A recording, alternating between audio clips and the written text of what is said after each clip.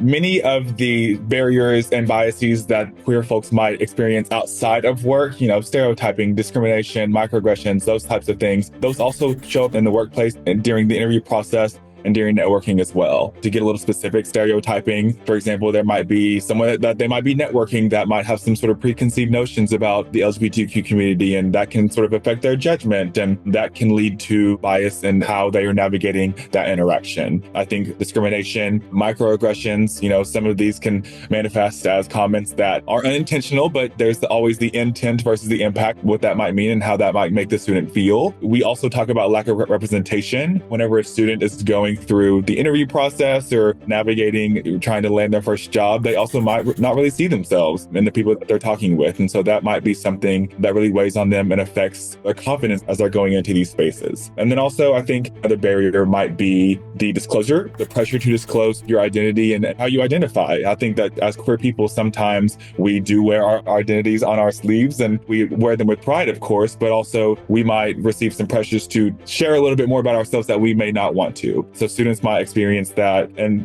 then that leads into the next point about fear of repercussions, concerns about how their identity may affect their career prospects. And that can really lead to high amounts of anxiety during the interview process, during networking, and things like that.